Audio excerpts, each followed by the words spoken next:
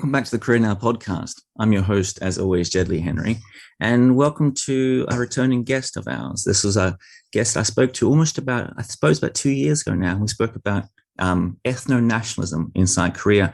It was a wildly popular episode, which I will link below.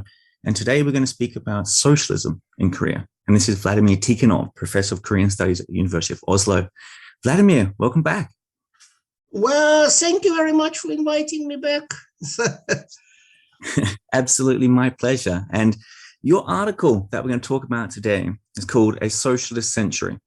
And let's start where your article starts, because many people listening will think to themselves, Korea is not a socialist country. And this is a counter narrative that you are trying to crush with your article. So let's start with that particular narrative that your article is challenging, the idea that there is no such thing as socialism in South Korea, or if there ever was, it was destroyed. Well, there is obviously socialism in South Korea. If you look into South Korean political scene today, you have 5 or 6 political parties or quasi-parties which call themselves socialist, obviously. The biggest one, well, it's more social democratic, the Justice Party. They have, to my knowledge, they still have 6 members of parliament. And well, 6 is not a large figure, but some of those members of parliament are very prominent in public discussions, for example, on the issues of feminism, gender identity, anti-authoritarianism, and so on. So obviously, there is socialism that's pretty visible even with a naked eye, but as you have mentioned, due to the governmental suppression, it's just much smaller now than it otherwise could have been. Because, and that's what I try to document in my article, because in colonial age, in 1920s and 1930s, Korea was a revolutionary hotbed in Asia. It was one of those places where Comintern saw the highest probability for a socialist revolution. And socialism was downsized in South Korea. They never managed to destroy it completely, but they forcibly downsized it. And that's exactly what repression has achieved after several decades of sustained repression. Yes. Well, let's launch into the meat of this then. And the first section of your paper starts with an explanation of Marxist dialectics and the idea that phenomenon and phenomena need their opposite, or always find their opposite in the world. And this is the subtitle to your piece as well, which runs Socialism as the main counter-hegemonic ideology of contemporary Korea. So what are Marxist dialectics, and why do all these movements in the world automatically or tend to bring about their counter or their opposite? Well, it's not even Marxist per se, it's Hegelian. And Hegelian philosophy is very much one of the foundations of our modern understanding of ourselves and the world. Hegelian understanding of the world is that the world is always in the process of development and conflict. And this conflict is immanent to the phenomenal world. That's what Hegel had been talking about. And always one of the driving forces beyond the development is the innate conflict, so-called innate contradictions, which are built into any social political formation. So in case of capitalism, there is obviously a set of contradictions, one of which, for example, is de facto socialized production and the private mode of getting the surplus produced actually by a society as a whole. And then there is yet another contradiction which comes out of this. Capitalism has a tendency to overproduce and underconsume, because if you want to have the profitability on the level which allows extended accumulation, you have to underpay your workers, but your workers are also your customers. So you underpay your workers, which means that you always have huge amount of produce which cannot be gainfully sold on the market. So capital is always on search for new markets and cheaper labor force. But all this also has an end. And at some point, the system comes to an overproduction crisis. In such cases, if you have overproduction in commodity market, in manufacturing, the capital goes into pure speculation, financial speculation, property speculation. It all ends with a bubble, and bubble bursts. Then there comes depression and the general disorganization of production. So to say, so Marxian understanding of capitalism based on Hegelian dialectics is that the capitalism has the seeds of its own destruction in itself. So, and in order not to get in order to continue functioning, actually capitalism needs certain elements of a different social system at work. So one reason why capitalist systems still exist is exactly because it's no longer fully capitalist. It's because every time we have overproduction crisis, every time speculative bubble bursts, we have the state which comes to the rescue. And that's a very non-capitalist element in the system. And then another thing is that we have the workforce which is periodically underpaid and which works under the conditions of uncertainty. In case of a depression, the workers tend to be fired. And one reason why they don't rebel is because the state still takes care for their, at least, survival, even if they're out of job. And again, it's a non-capitalist element in the capitalist system. So paradoxically and dialectically, capitalism survives exactly because it's not purely capitalism anymore. That's what I was trying to say. Well, as people listen to us speak for the next hour or so, they're going to hear that word socialism come up a lot. So I should get you to clarify just what you mean, or we mean when we use that word again and again. Well, socialism is the system where production is socialized and where surplus is distributed democratically to the direct producers, in a political system where direct producers have the control over economy. So, as you have heard this, you probably will understand that as such, socialism in its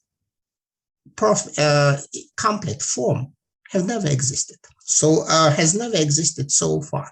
The states which claimed to be socialist, Soviet Union or People's Republic of China and so on, might have had a state redistribution of the surplus, but they never had control by the direct producers over the process of production.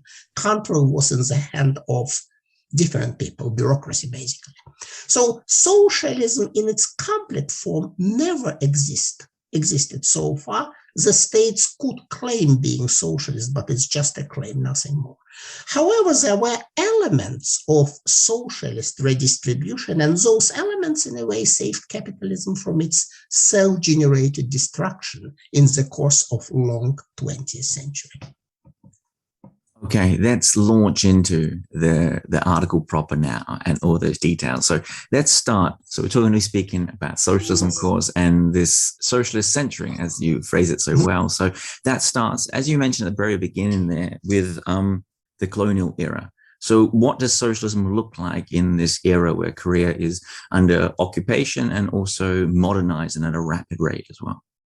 Well, you see, there are many socialisms, as we know. In Europe, we had, for example, anarchism, especially in Southern Europe, a socialism where emphasis is on spontaneous organization of the primary producers, building of a society which is not based on power relationship. Then there is social democracy and its radical outgrowths, communism or Bolshevism. Both social democrats and Bolsheviks in 1920s, 1930s wanted to build a society with mostly socialized means of production and planned economy. But Bolsheviks or communists wanted to do it via a revolution, while social democrats after the World War I preferred a parliamentary road to such a society.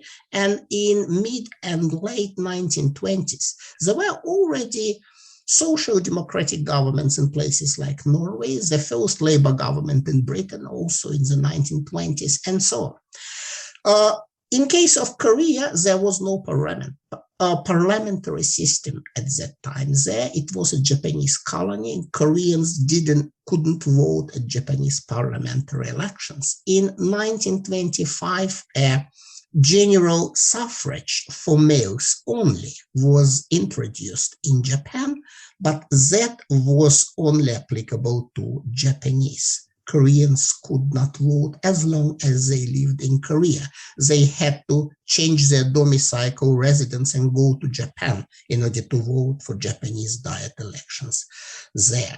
So moderate social democratic road to socialism was hardly applicable in the Korean case. Moreover, there were social democratic parties in Japan in 1920s, 1930s, the predecessors of what became late after the war, Japanese Socialist Party, Sakaito. But there was an interesting difference here. Since those parties were moderate and didn't want to make imperial establishment into their enemy, they did not demand independence for Korea or Taiwan. Neither, for example, British Labour Party demanded immediate independence for India, if we are to look into the European part of the picture. By contrast, British communists or Japanese communists demanded immediate full independence for the colonies. That was a very big difference. So there is hardly a surprise that communists were building into a serious social political force in India under the British Raj, in the end of the Raj, where communists were illegal in India, but they were growing. And in Korea, where communism's relative strength was proportionally much, much higher than it was case in India under the British Raj. So communism in Korea became the most widely accepted form of socialism in 1920s, 1930s. Anarchists were there too, but their influence was relatively lower. They had some unions under their control, but the majority of most radical unions were mostly extension of underground communist work. You then, I'm following down your article here, and you then go on to say what happens post colonization, and you write that the people's committees, these committees that were oppressed so heavily by the Japanese, they become the most basic form of post-colonial self-organization for this newly liberated Korea. Exactly. You see, it's a bit like Soviets in the history of Russian Revolution. Soviet basically means a council. What happened in Russia before the revolution is that every time workers in a big industrial town, like say Ivanovo, where the word Soviet comes from, every time workers had a strike, they would elect their council or Soviet, and the council would take responsibility for their livelihood during the strike or for the public order during the strike, so to say. That's a very basic form of direct democracy. In a way, then it was co-opted by Bolsheviks into their power structures after the revolution. And well, Korea's people's councils were in a way sort of Soviets.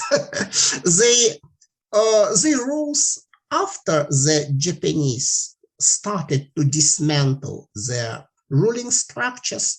Koreans needed redistribution of the primary goods. We should remember that during the war, there was no free market in Japan's Korean colony.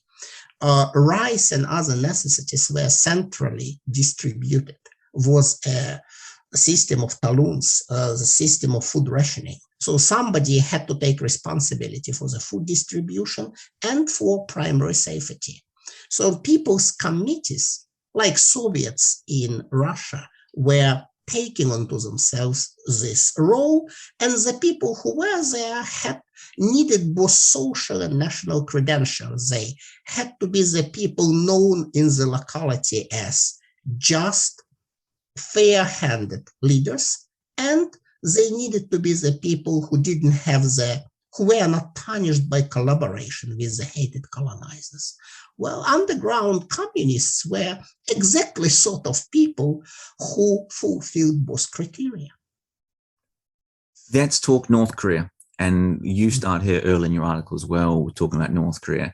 And many people listening to this will think North Korea is communist. And I've done some podcasts with other people saying it is not. But I'm going to start with a good a place where you start. And you write that if what people think Marxism is the abolishment of capital and the accumulation of capital, the abolishment of oppression within a society, and this slow walk towards the death of the state itself, then North Korea is and has been about as far away from this ideal as any other state in the world. So what does communism look like in North Korea after the, I suppose just after the end of the Japanese colonial period, but also when the two countries divide and North Korea is a country by itself?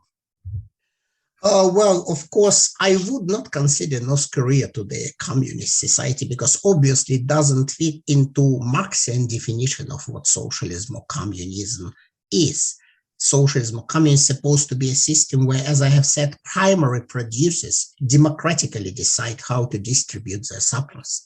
And in North Korea, obviously, they're controlled by primary producers over their production process or surplus is zero. It doesn't exist. It's a bureaucratic authoritarian state. That's a very obvious thing.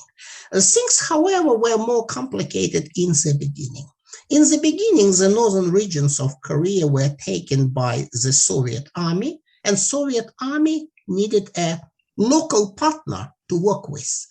In the south, the local partners of American army were mostly right-wingers, some nationalists, or some of those who mostly collaborated with the Japanese colonial forces.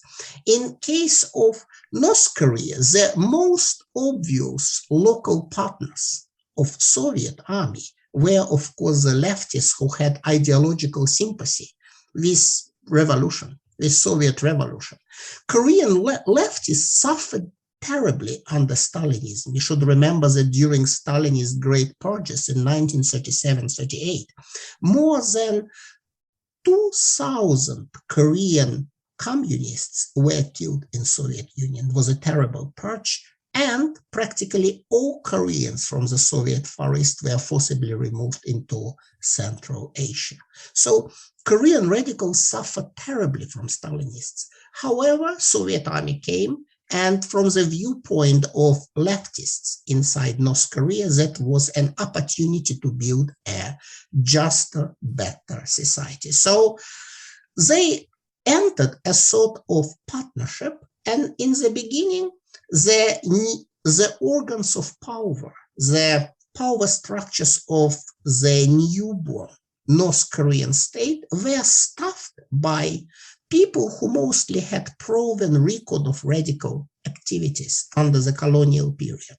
Some of them were, for example, Koreans who fought together with Mao Zedong in China against the Japanese invaders. Some were domestic radicals with proven record of, for example, leadership in strikes in 20s and 30s. And then there were around 400 Soviet Koreans who were imported from Soviet Union. They were needed as technicians to set up the new power structures, the new state structures. And there were some pretty interesting former militants who got into the positions of power in this new setup. For example, the first North Korean ambassador to Moscow, after North Korea was established as a state in 1948, first ambassador to Moscow, Chu Yong-ha, was actually a very well-known strike leader from the early 1930s. You find lots of information about him from colonial period newspapers because he led series of strikes in Pyongyang industry. He was, again, a person with very good radical credentials. The next ambassador to Soviet Union, Lee San-jo, was a radical of high distinction. He was a part of Chinese communist resistance to the Japanese. So he operated in China's Taihan Shan Mountains, the liberated zone during the Japanese invasion, was part of the self-government of this liberated zone there. So in the end, he asked Soviets for asylum. He disagreed with Kim Il-sung on a number of questions. And until his very death in post-Soviet Belarusia in mid-1990s, he thought that both Stalinism and Kim Il-sungism were all distortions of pure Marxism. So obviously, there were lots of non-Stalinist leftists with their very idealistic ideas about how the new society should look like, who joined the new administration. How wide and how easy was it to access the works of people like Stalin or Lenin or Marx in those early days of the North Korean Republic? I don't have it in front of me right now, but I know somewhere you wrote that despite there was a lot of lip service played towards communism in those early days, it was incredibly hard to find the actual texts on any bookshop in North Korea. And of course, this gradually even tilts further in that direction when Juche begins to take over. Well, originally, a new regime was supposed to be more or less orthodox Marxist-Leninist, but of course in Stalinist interpretation, which didn't prevent it from trying to print as many works by Lenin and Marx as quickly as possible. So one of the first usable translations of Das Kapital into Korean appeared in North Korea then, and if you look into South Korean translations, the first translation published in 1988, after Das Kapital was no longer prohibited in South Korea, it was very much influenced by North Korean translation. In fact, North Korean translation was based on both Japanese and Russian, Soviet variations. So Lenin's work were printed very quickly. There were Lenin's works printed in Moscow in the foreign literature publishers in Moscow. They had also Korean printing press, and they used to print radical works in Korean throughout 1930s. So, and this Moscow printed set of Lenin's works also influenced the ways in which Lenin was translated into Korean for their popular consumption. And of course, there were extremely easy to read Stalinist works which came into the market in huge number of copies. The most popular one in early North Korea was actually the Brief Course of Soviet Communist Party History. It was a work of party history which completely censored people like Trotsky out of existence, which was directly edited by people like Stalin and his ideological henchman Zhdanov. So this work was translated into Korean as Soryeongkong Sandan Yaksa, was printed in huge number of copies. And if you go, for example, and look at what partisans in South Korean areas like Chiri Mountain area, there were left partisans there. And if you look at what they were reading when they were not fighting, they were reading this book. So it was actually a pretty sad thing is that classical, really important works by Marx, Engels, and Lenin were largely dwarfed in popularity in early North Korea by this easy to comprehend, extremely oversimplified Stalinistic dogmatic production. There's a moment which comes up a couple of times in your work when it talks about the this is North and South Korea, but we'll focus on North Korea just for the moment. This idea that just after it becomes its own independent state and regime consolidation begins to play an important part in the role of the leadership, the country begins to eerily look the same as it did in colonial Japan, and in a number of ways. The government has to invest, or does invest, a huge amount of money in the military, simply to defend its own borders or against a hypothetical attack. And you write about the overwork of the producers in North Korea, and this slogan that came up in the 1950s and 1960s. So it said, "Drink no soup." And the idea is it takes too long to drink soup, eat something quicker and get back to work. And the idea was that in a newly liberated society, in a newly potentially socialist society, it looked incredibly militaristic and incredibly overworked, in such as the pertained horrors of the previous capitalist world. Well, yes, actually, with the soup, it was even funnier than that. Well, it's very sad, not funny, to be sure. The thing is that they didn't want the workers to drink the soup, because after you drink soup, you obviously have to go to the latrine. You have to go to the toilet. If you go to the toilet, however, it means that you lose 5 to 10 minutes of production time, which is intolerable. So it was a way to regulate physiology of the workers. Foucault, of course, couldn't see it at that time. Had Michel Foucault seen that, he would have probably termed it a great example of what biopolitics are. Politics. So, well, what happened basically is that there was a moment of popular, in a way, revolutionary upheaval after the liberation, when people were electing those people's committees, when the former leftist militants were joining the power structures, when things in a way were put upside down. There was this moment of upheaval. Well, but this moment was very short-lived. Then the power structures, you have said, consolidated, and after all, bureaucracy lives on precedent, on examples. The examples North Korean bureaucrats knew were basically two. Japanese bureaucracy before the liberation and Soviet bureaucracy. Those were the models which North Korean bureaucrats, whether they wanted or not, had to refer to if they wanted their bureaucratic structure to function smoothly. Then defining moment for North Korean history and for South Korean history too, of course, was Korean War, 1950 to 1953, absolutely defining moment.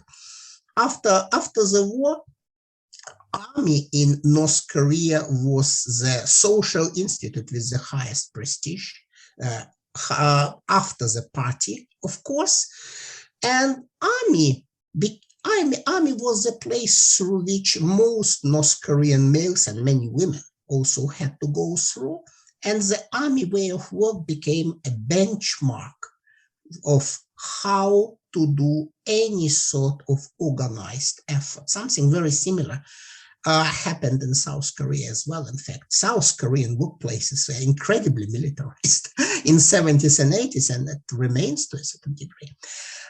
So to say, so in the end, what we have is a system of bureaucratic authoritarianism. And at this point, you will ask me, of course, then what was left from the revolutionary upheavals of post-liberation revolutionary upheavals? And I would tell you that there are several things that still changed compared to bureaucratic authoritarianism of Japanese colonial rule. One thing is that just like Stalinism in Soviet Union, the new system was in a way more meritocratic in that it allowed lots of the people from what used to be bottom of the society to climb up. It was, new bureaucracy was much bigger than Japanese bureaucracy, and it was to be staffed primarily by the people who owed their position to the party, that is, the people who had nothing, before the party allowed them their social upward mobility. So that was one moment which, of course, differentiated it from the elite rule under the Japanese. And another moment is that since it was benchmarking a Soviet system, it was also very quick to build a sort of welfare state which was supposed to fulfill the expectations of ordinary North Koreans about the advantages of socialism. After all, propaganda was telling them from the very beginning that Soviet Union is a paradise because Soviet people have free medicine and free education. So, and it was only logical that North Korea was to strive to achieve the same goal, and it achieved it. Actually, North Koreans were the first state outside of Europe, sort of European area writ large, that built a sort of welfare state by the end of the 1950s.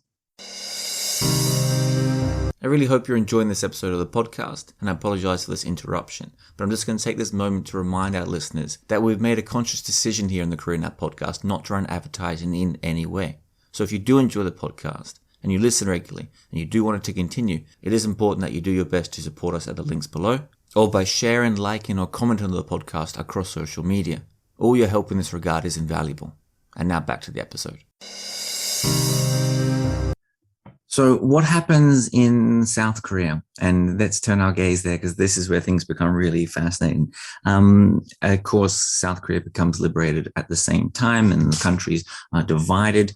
And some people will have some memories or perhaps they've read some history about the massacres that happened in South Korea of leftist Korean movements around 1948 and the suppression of a lot of these grassroots movements. But despite this, it does seem socialism, or at least the idea and the movement, seems to survive, if not at a large level, certainly at the grassroots, despite these horrible crimes being committed?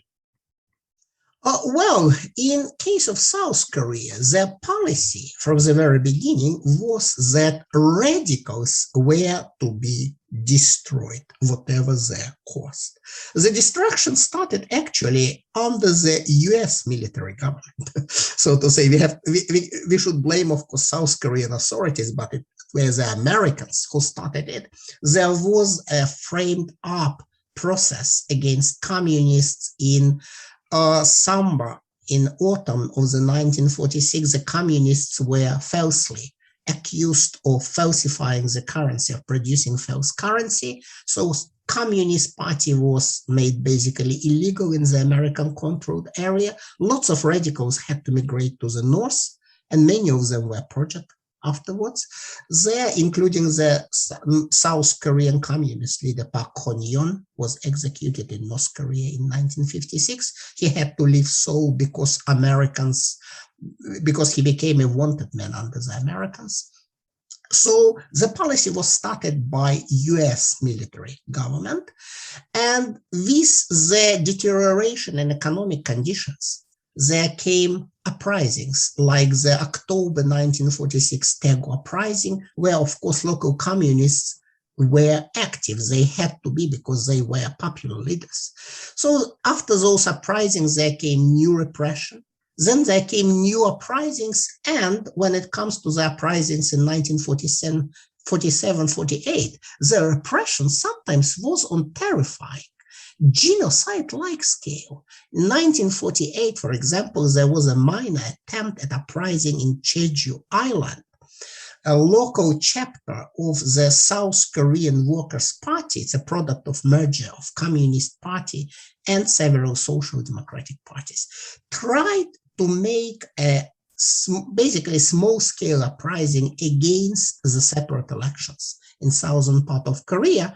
But then the repression was completely out of proportion to this initial attempt at uprising. The result of repression was that 10% of Jeju people were killed off, literally killed off.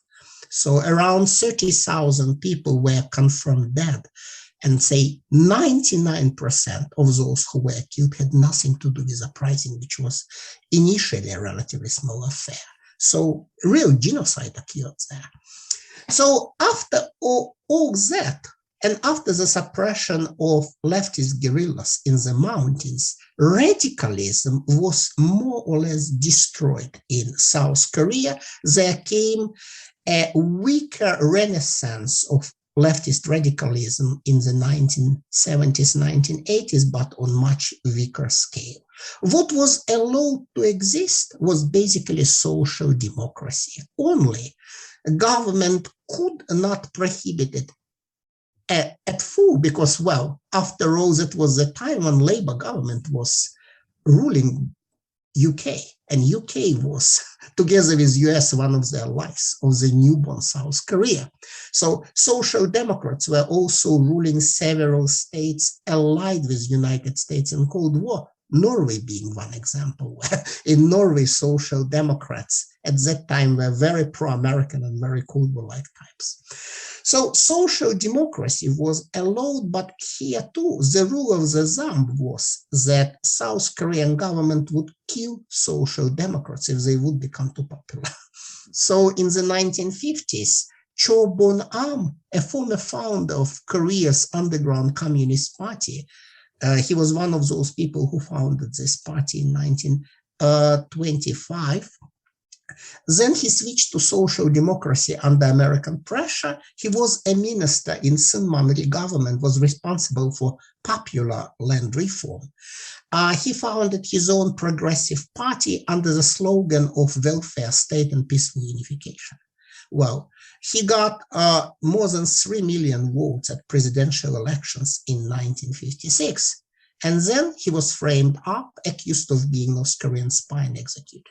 And the party was forcibly destroyed by the government. So the rule of the thumb was, if social democrats, social democracy per se was allowed, but the rule of the thumb was, if social democrats would become too popular, they had to be killed, destroyed, or suppressed.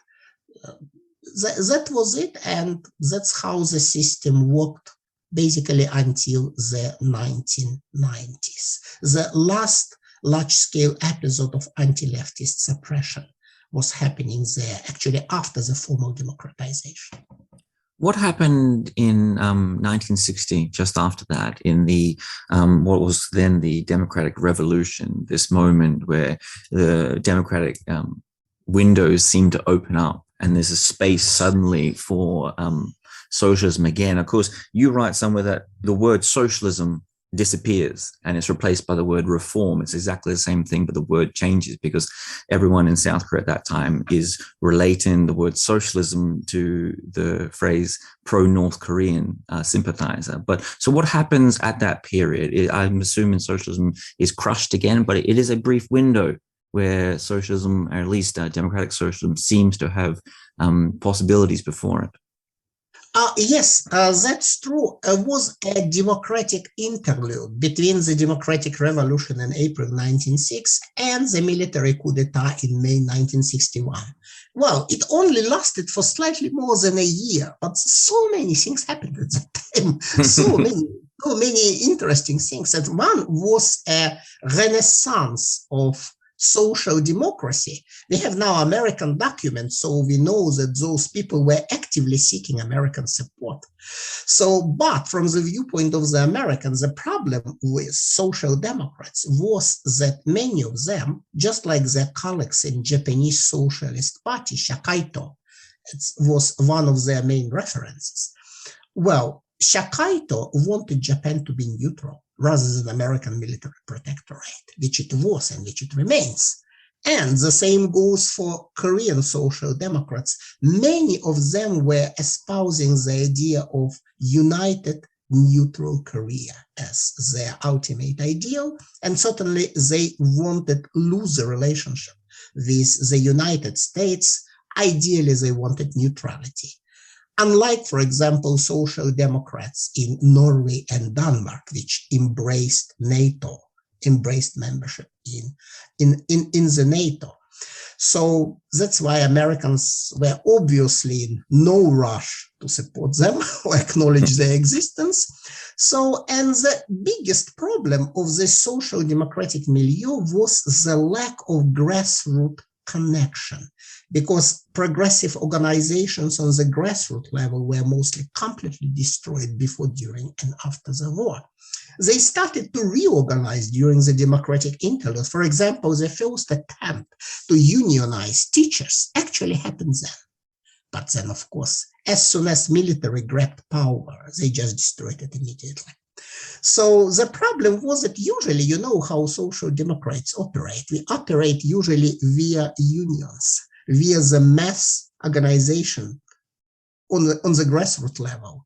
That was impossible in South Korea because those unions which existed, which were allowed to exist, were solidly anti-communist and mostly subjugated to the control by the authorities. So that's why social democrats didn't do very well at the elections during the democratic interlude. And after the military took power in May 1961, some social democrats were tortured to death. Some ended in prison for very long term. There was one socialist party which had to be allowed to exist under Kim Cho, because Kim Cho had a solid connection with Japanese Shakaito. And moreover, he was also a part of Socialist International milieu. So he was a person who was personally known by people like Olof Palme and Willy Brandt. And South Korea was going to get money from Germany for reconstruction. It needed cooperation with other social democrats ruled societies like Sweden. So it could not allow to torture Kim Cho to death as long as German or Swedish social democrats wanted him to be alive. So he was allowed to survive, although he spent much of this period, the 60s, 70s, in prison. So, but he was not killed. It's interesting because now you have this guy, Kim Hang-gil, now one of the henchmen of the ultra-conservative candidate, Yoon Song-yeol, for the next South Korean election. Few people remember it, but Kim Hang-gil is a son of Kim Chol. So his father used to be a persecuted social democrat, and the guy now he works at the election campaign for ultra-conservative candidate with zero sympathy for any sort of such movement. That's a funny thing.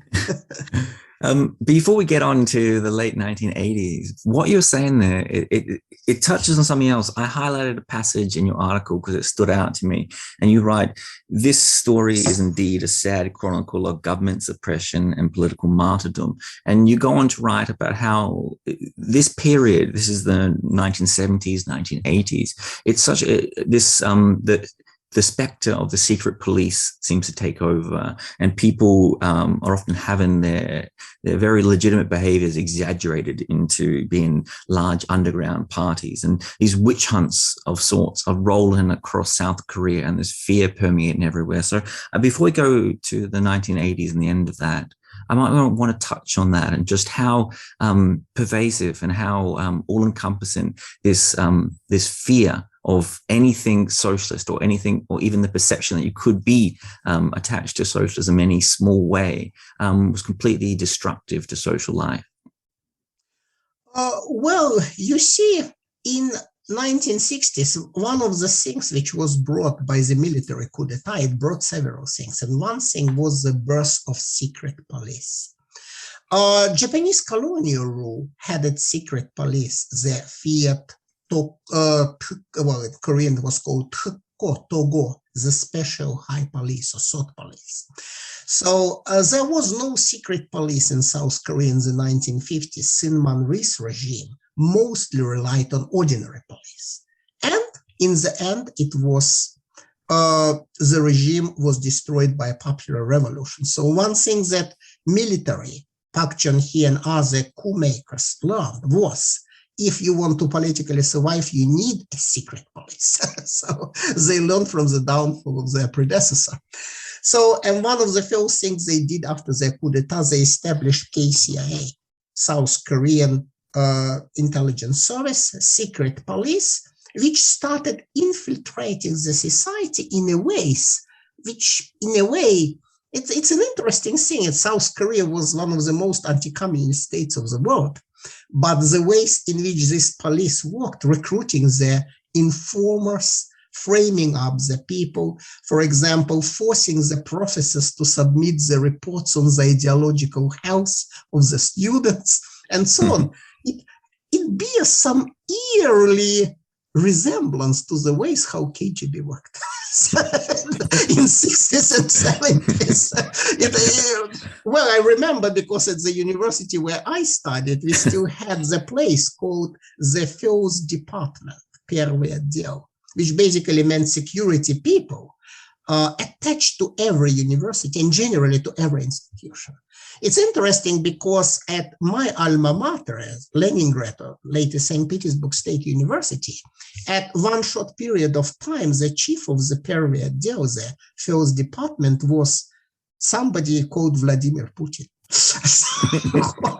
who then made his career in other spheres, so to say, but he worked at our university at some point as a attached intelligence officer. And what I wanted to say, this institute of attached intelligence officers existed in South Korea as well. So there were security departments at every university and very developed system of informants collecting of denunciations and so on. So the result was that lots of, say, completely harmless intellectual circles could be easily framed as underground revolutionary parties. Participants would be taken in, tortured, some would die under torture, and then some would disappear for long years into the prison system, and some would be executed. We know, for example, Kwon Jae-hyuk, a very bright intellectual, studied in America actually, very good economist. He was executed only because during the torture session, it was found out that he met somebody from Chosen Soren, a pro-Pyongyang association of Korean residents in Japan. He met somebody in Japan when he traveled there. That was enough to execute him. So, and some people were in this system for long, long decades, like Sin Yeon-bok. Sin Yeon-bok was a professor at military academy. He read Marx in original German. So he was put into prison in the late 1960s on accusations, of course, standard accusations of espionage.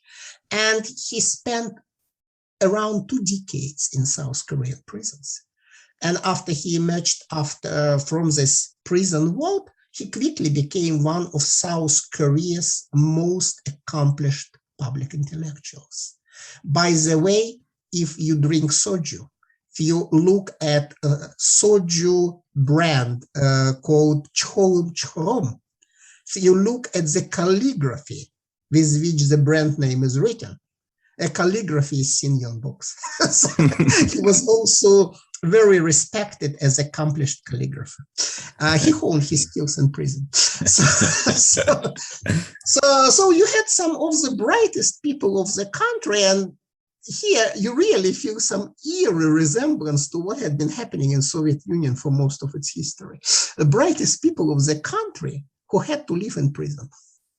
Let's touch on 1987 and 1988 and this great the end of authoritarianism. The uprisings across South Korea grow stronger and stronger, and authoritarianism ends and democracy arrives. And a lot of these uprisings come from unions, those once suppressed unions. And as you write, a lot of these unions, they were just regular trade unions, but they were often led by students who had grown up and learnt their trade in underground socialist circles. So this seems to be this this great almost pinnacle of socialist success in South Korea.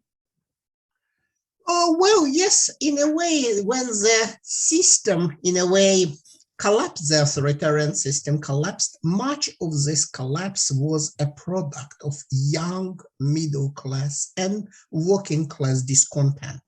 In case of the working class, the discontent had something to do with social economical system. South Korea used to be and remains actually an export hub So, and most of the industrial production is being done for export. So the best interest of the producer is to lower the price as much as possible, which means that the workers are being structurally disadvantaged in the system. Their low wages is the major competition edge for their employers. So to say, the only way to get out of this predicament and get high wages for them was to strike and bargain. And to bargain freely, they needed democracy. It's one reason why democracy was so important for so many South Koreans. And here is a big difference with resource exporting countries like, say, Russia or Kazakhstan, where obviously low wage of the workers is not an important requirement to make the business profitable. It's profitable as long as oil and gas are flowing. But in South Korea, low wage was the most important central political issue. And then there were young middle classes, which were in a way just tired of the authoritarian setup, which wanted more space for civil society and more space for social promotion, not related to the clientelist ties inside the authoritarian state apparatus. And those people were easy to radicalize. Was the connection between radicalized intellectuals and the discontent workers that brought South Korea democracy. And that thanks to this connection, we are living in a country, I mean, that's why we are able now to do our interview in a different political setup, making an interview on socialist thought. You see, if you would be doing it in a different place, that may be much more So it's obviously it was this connection that brought to us, for example, the freedom of expression which we enjoy now. Let's talk about what this is a really fascinating period just after South Korea becomes democratic and up into the 2000s. The Soviet Union, of course, collapses and South Korea becomes democratic. And a lot of people expect that democracy is going to bleed into, and after you get democracy, it's going to help bring about socialism. And it doesn't seem to do this for a significant, and certainly not for electoral success. The Conservative Party seems to do quite well. And then in 2000, the Democratic Labour Party, or DLP, is formed, and it does extremely well. It gets 13% of the vote in 2004. And then what happens with all these movements? Factionalism and internal fight, and split it down the middle and destroys itself internally. So take us to that absolutely fascinating period of a new democracy, socialist parties taken off, and how they rise and fall and fail. Well, you see, since I was a bit a part of all that, I used to be a columnist at the newspaper of KDLP since its foundation. So I used to be in a very, very close contact with the people who were in charge of this enterprise. So, and its failure was also a huge personal blow to me. So it's something that I used to think about very, very often. And I find two reasons for what happened to KDLP. Was a social democratic umbrella party for lots of socialists of different persuasions, which started the year 2000, which pulled, you see, we had support levels at around 20% in places like Incheon, heavily industrialized places in the beginning, 20%. So it looked almost as if South Korea at that point could join a sort of European trajectory with social democrats on the left, conservatives on the right, and political spectrum defined by those moderate left, moderate right sort of relationship. It didn't happen. So and in the end, the party split and became defunct a year 2007. There was, of course, a subjective dimension to the split. There were at least three major ideological currents in the party, leftist nationalism, social democracy, and Trotskyism. So, and in the end, Trotskyism was relatively small, social democracy and leftist nationalism were relatively big. And then the differences are mainly for nationalists, was more important to proceed with reconciliation policy vis-a-vis North Korea, even if this policy is being conducted by, say, center-right government, liberal center-right government. For social democrats, liberal center-right government was first and foremost neoliberal. They were the people who were bringing neoliberalism to South Korea. So nationalists, leftist nationalists, were more conciliatory in their approach to neoliberal state power than social democrats. And that was one important reason for the split. But on a very basic level, the whole thing had something to do with fragmentation of our social basis, which is broadly working class. There is no singular working class in South Korea any longer. There are many working classes. In a way, there are many factions inside the working class which live very different lives. So if you are a worker employed at a larger enterprise, you're unionized, you most likely get, say, more than 3,000, 3,500 American dollars per month, and you may also have some welfare benefits in your job. And if you are, say, work in manufacturing, but at a smaller scale enterprise, your wage at best would be half of that amount, no welfare benefits, no security. So working class is fragmented and divided along the lines of permanent versus casual employment, along the lines of large enterprise versus small enterprise employment, along gender lines as well, because South Korean workplace is one of the most gender unequal in the world, and along the age. The younger you are, the more you are disadvantaged at this labor market. So it's divided and fragmented. And it was this fragmentation that in the end hindered the formation of some sort of solidarity-based class consciousness. And that solidarity-based class consciousness that we social democrats need to proceed with. So in the end, that I think was the basic reason for our failure. We needed some sort of a class to work with, at least some degree of class solidarity to work with. And that was in the process of being destroyed by neoliberalism. There, as the title of your article suggests, this is important as a counter-narrative to where South Korea is today and has been for a long time. And I think this is an important note here that despite people not noticing around them, and despite perhaps limited successes of socialism and the socialist movements, it doesn't mean it doesn't affect policy in silent ways that we don't know. And you write about the DLP, and you said that when they came into, when they first formed, they had a certain few policies that were really key, such as dismantling the chaebol, the large family-owned conglomerates in South Korea, and perhaps removing American troops from South Korea. Now, neither of these two things have happened, but both of them are still very central to modern politics and still come up as issues again and again.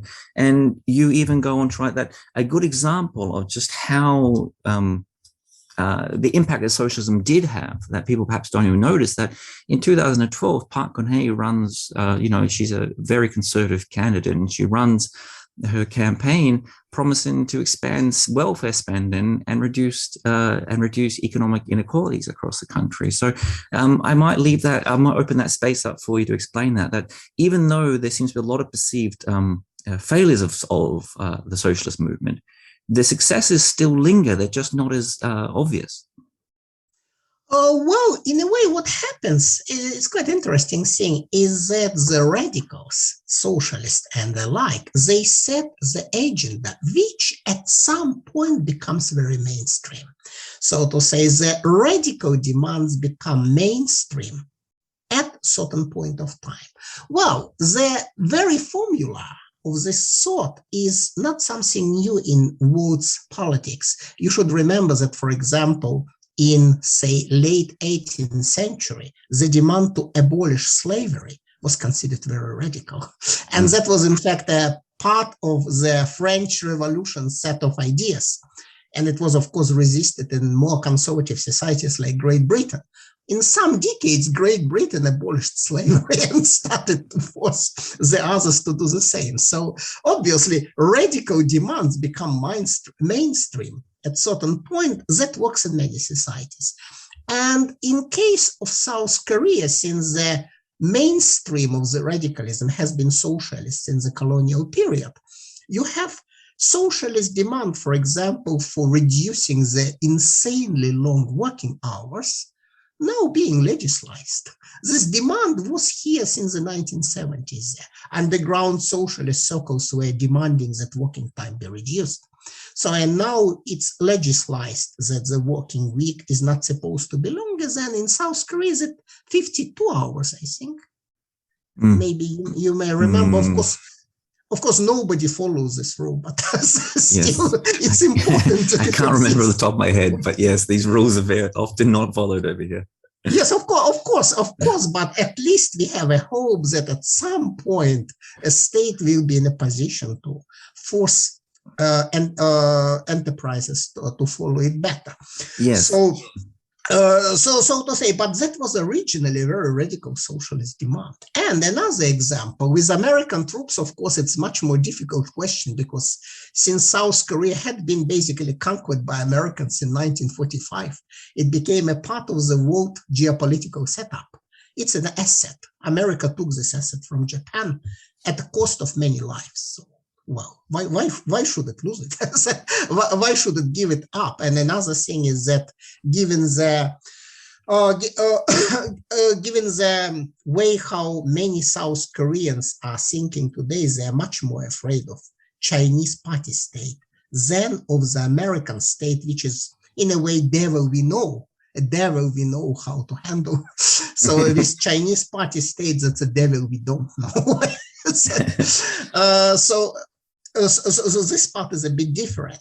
But for example, yet another original KDLP demand was that we abolish conscription, because obviously conscription in South Korea is a hell.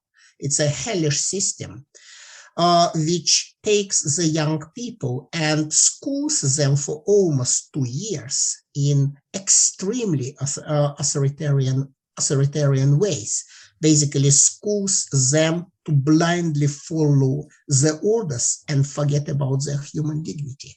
So KDLP wanted to abolish conscription and reduce the size of the army, ideally to 100,000 people, so around 100,000 people. This radical reduction probably wouldn't happen, but the abolishment of conscription now is pretty mainstream thing.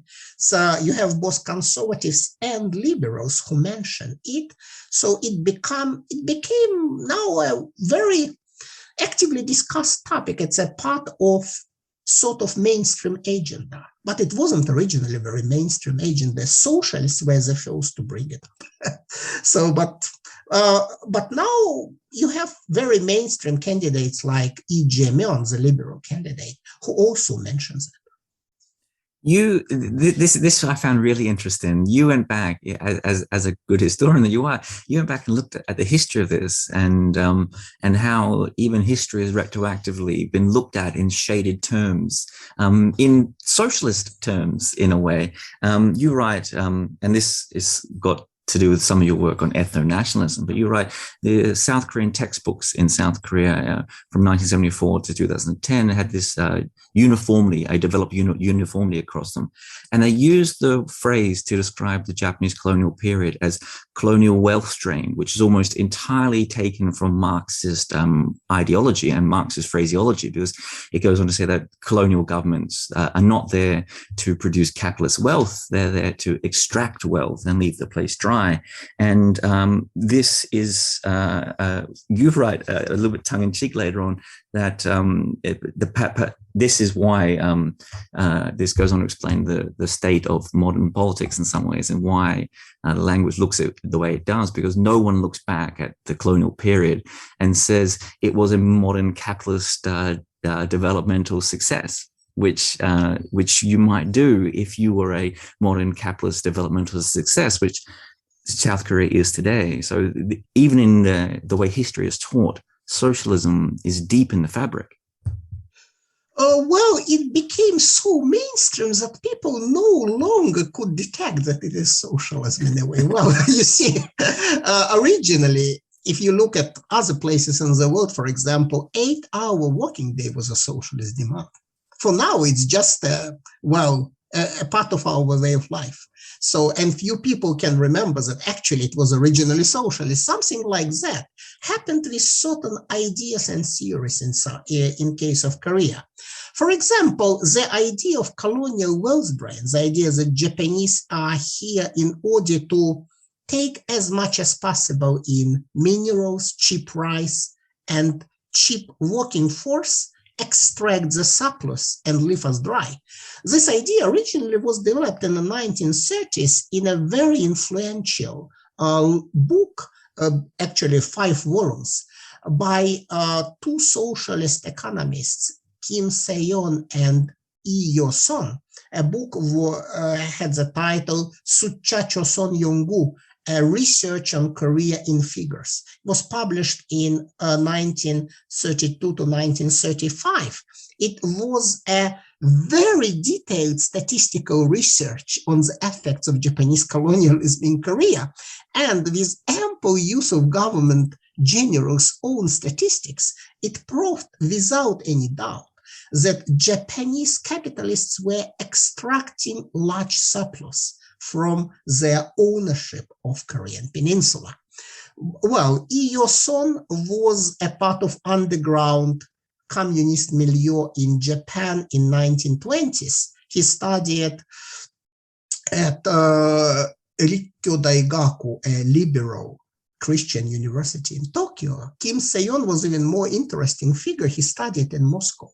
He studied in Moscow at the Comintern-run University of Eastern Toilers, Communist University of the Eastern Toilers, and his theoretical background was actually Lenin's work on imperialism. From 1916, it was Lenin's theory of colonial wealth drain.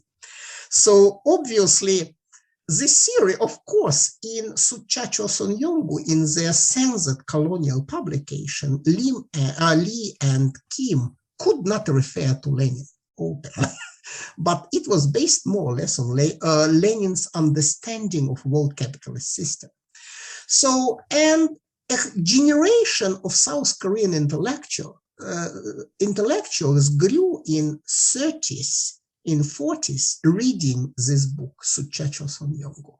Those people, after the division of Korea, became professors of economics, became leading intellectuals. To them, the idea of colonial wealth drain was now just a part of, well, their worldview. It was very obvious. They could not openly refer to Sucha-choson Yonggu either, because Lee Yo-son and Kim Se-yeon ended up in North Korea, and Lee Yo-son was actually purged in that. He was professor of Kim Il-sung universities, and he was purged. But anyway, it was impossible to refer to the book, but they all remembered what they read. So the theory became just a part of intellectual setup.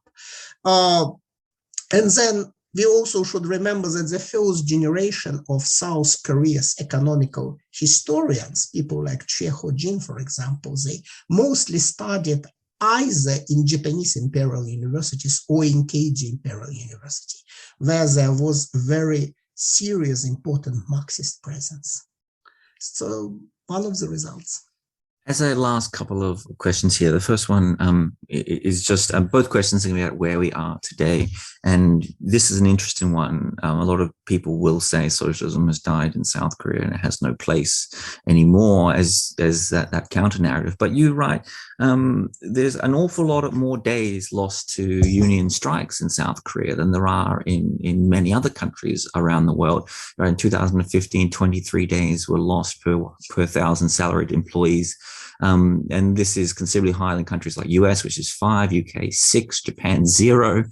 So at least union demonstration still has a large place to hold. And you're right that perhaps people are focusing too much on the lack of parliamentary representation and not understanding that South Korea has a different type of way in which policies are formed and policies are changed. It's a lot more direct, a lot more militant, a lot more activist, and doesn't necessarily follow the same forms that we like to expect from the outside. Well, you see, parliamentarism is just one part of the general social-political setup. Parliamentary representational institutions in South Korea are mostly, let's say it, oligopolies. They are monopolized by large ultra-conservative and large liberal party. So to say, it's more or less oligopolistic, and the newcomers are not so much welcome in this setting. But it's only a part of the general social political setup. And another part is what we call civil society. Civil society comprises a variety of grassroots organizations, think tanks, groups of intellectuals, and so on and so on. And if you compare civil society in South Korea, for example, with its analogs in, say, Japan, the closest you can compare South Korea to, you find out that South Korean civil society is a way more radicalized. You still have unions which really strike. It's a big rarity in Japan or in places like Singapore, for example. You have the unions which really strike, which sometimes are trying to push this pretty radical demands. It's not very well known outside, but now one demand with which the unions are trying to push is the demand for union representation on businesses' corporate boards. This representation exists in, say, Germany since the days of Weimar Republic. So it doesn't exist, however, in Japan, and it doesn't exist in the US as far as I know. And South Korean unions want to join a sort of more European social democratic line of way of running large corporations with some input from the workers, with some participation by the workers in the managerial decisions. So lots of those things are happening on the ground at the negotiation tables when unions negotiate with the businesses, and you have lots of activity in more militant civil society organizations, which is not immediately influencing the policy-making decisions, but has long-lasting influence on the society. A last question, Vladimir, and a difficult question, of course, but I must ask this as the last question. What do you think the future of socialism is going to be in South Korea? As we look back, you say this has been our poorly understood socialist century in South Korea or the Korean peninsula. What do you think the future of socialism looks like? Well, right now we have a certain shift to the right in South Korean society on the part of, say, younger people in their 20s, for example. They are notably more conservative than the people, for example, in their 40s, especially males. So it has something to do with many factors. Well, with, for example, the way of life which neoliberalism imposes onto the young people who just have to study, very little time for any sort of activism. You're being isolated, atomized, and forced into inhumanly harsh study regime. So in this way, system in a way de-radicalized a part of the growing generation. We have to embrace it. We have just to acknowledge this fact.